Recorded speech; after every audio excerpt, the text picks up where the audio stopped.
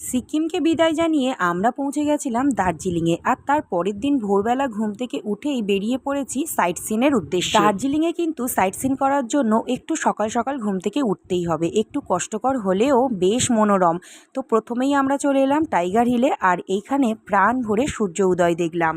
এখানে কিন্তু অনেক শীতের পোশাক বিক্রি হচ্ছিল, যদিও আমরা কিনিনি। আমরা আগের দিনেই দার্জিলিংয়ের মেন বাজার মানে চক বাজার থেকেই সমস্ত কেনাকাটা করে নিয়েছিলাম। টাইগার হিল দেখে আমরা পৌঁছে গিয়েছিলাম ঘুম মনেস্ট্রি, আর তারপরেই চলে এসেছি এই বাতাসিয়া লুপে। কাঞ্চনজঙ্ঘাকে আরও কাছ থেকে দেখার জন্য এই দূরবীনগুলোকে কিন্তু তোমরা চাইলে ভাড়াই নিতেই পারো, মানে মাথা পিছু 50 টাকা দিয়ে এই দূরবীন দিয়ে কাঞ্চনজঙ্ঘাকে আরও কাছ থেকে দেখতে পারো।